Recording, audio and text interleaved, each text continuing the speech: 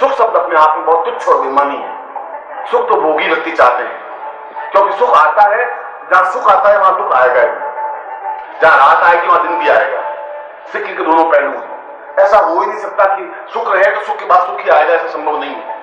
सुख के बाद तो दुख आएगा ही, मगर आनंद के बाद आनंद ही आएगा। आनंद के बाद मृत्यु नहीं आ सकती, आनंद के बाद वियोग नहीं आ सकता, आनंद के बाद विरह नहीं आ सकता, आनंद के बाद चिंता नहीं आ सकती, परेशानी नहीं आ सकती, बाधाएं नहीं आ सकती, कठिनाइयां नहीं आ सकती। और ये सारी क्रिया अपने आप में ध्यान के माध्यम से संभव है। और ये ध्यान क्रिया ही अपने आप में पूर्ण रूप से अमृत क्रिया है, क्योंकि मैं इस पूरे शिविर में अमृत क्रिया का चिंतन आपको देने जा रहा हूं। मैं एक नवीन पद्धति आपको देने जा रहा हूं, नवीन क्रिया आपको समझाने जा रहा हूं। मैं किसी पिटी लीक पर आपको चढ़ाने के लिए मजबूर नहीं कर रहा हूं। मैं आपको ऐसा नहीं कर रहा हूं कि आप माला लेकर के मंत्र जाप करें। मैं आपको इसलिए भी नहीं बिठाया है कि आपको 5 लाख मंत्र जाप करने हैं गायत्री के। मैं आपको इसलिए नहीं बताया कि आपको देवी देवता के सामने नतमस्तक होना है, हाथ जोड़ना है, प्रार्थना करनी है। मैं सब कुछ नहीं समझा रहा हूं। मैं समझा रहा हूं कि तुम इस जीवन में बार बार जन्म मरण के बंधन से मुक्त हो जाओ।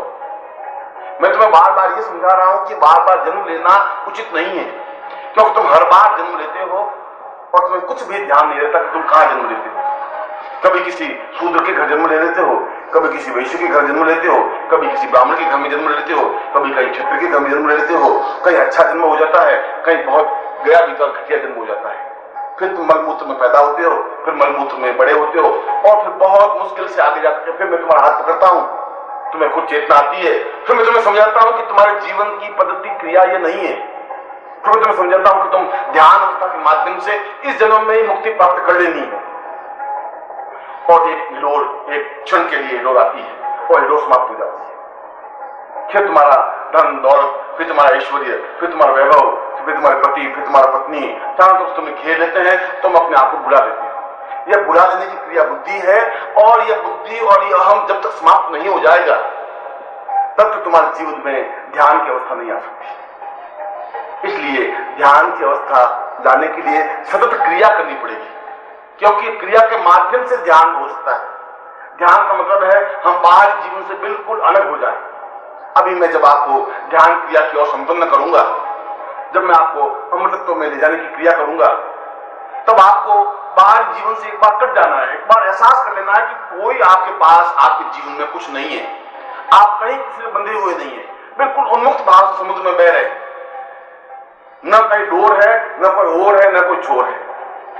मैं इस बात का ध्यान रखना कि मैं हर क्षण तुम्हारे साथ हूं, तुम कहीं अकेले नहीं हो। इस वीरान पगडंडी में, इस वीरान पगडंडी पर चलते हुए तुम अकेले अपने आप को अनुभव करने की जरूरत नहीं है, क्योंकि मुझे हाथ पकड़ के तुम्हें ब्रह्म तक पहुंचाना है।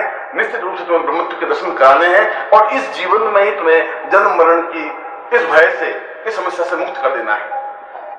और यह मुक्त कर देने की क्रिया जीवन की पूर्णता की क्रिया है। और इसीलिए इस क्रिया को हमारे शास्त्रों ने जीवन की सर्वोच्च साधना कहा, इसको सक्रिय साधना कहा। अन्य साधना तो निर्जीव साधना है, केवल मंत्र जाप करने की साधना है, केवल देवताओं को रिंझाने की साधना है, केवल देवताओं को प्रसन्न करके कुछ भौतिक वस्तुएं प्राप्त करने की साधना है। मगर अपने आप के जीवन को देवता बनाने की क्रिया नहीं है।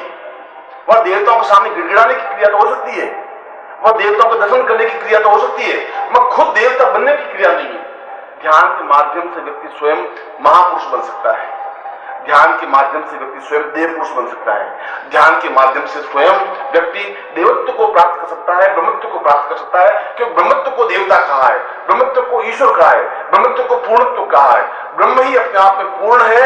और मैं तुम्हें यह समझाने की क्रिया कर रहा हूं कि तुम देवताओं की तरफ आशा भरी नजरों से ताकने की जरूरत नहीं है, उनके सामने हाथ जोड़ने की जरूरत नहीं है, उनका मंत्र जाप करने की जरूरत नहीं है, उनके सामने बौने बनकर खड़े होने की भी जरूरत नहीं है। मैं तुम्हें उनके सामने सेवक और सेवी भाव या मालिक और नौकर की क्रिया से नहीं समझा रहा हूं। मैं तुम्हें यह भी नहीं समझा रहा हूं कि तुम नीचे हो देवता ऊंचे, मैं ऐसी क्रिया नहीं कर रहा हूं। मैं तो उस ऋषि की वाणी को तुम्हें स्पष्ट कर रहा हूं, जिस ऋषि की वाणी ने स्पष्ट रूप से कहा है कि पूर्णमदः पूर्णमिदं पूर्णात् पूर्णमुदच्यते पूर्णस्य पूर्णमादाय पूर्णमेवावशिष्यते। मैं पूर्ण हूं और मैं पूर्णता में समावेश हो जाना चाहता हूं। और मैं भी तुम्हें समझा रहा हूं तुम पूर्ण हो। क्यों पूर्ण हो? क्योंकि तुम इस समय मेरे सामने पूर्ण होने के लिए बैठे हो। आवश्यक इस बात की है कि तुम उस जगह पर हो जहां एक छलांग लगानी है। जो ही छलांग लगाए तुम समुद्र में विसर्जित हो जाओगे और वह समुद्र दोनों बाहें फैलाकर तुम्हें अपने सीने में समेट लेगा, क्योंकि मैं तो प्रत्येक स्थिति में तुम्हारे सामने हूं। जब बादल गरजते हैं तो मैं तुम्हारे उस गरज में भी तुम्हारे सामने हूं। जब कोयल की कूक होती है तो उस कूक में भी गुरु की आवाज ही होती है। जब गुलाब का पुष्प मुस्कुराता है तो उस मुस्कुराहट में मेरी मुस्कुराहट विद्यमान रहती है।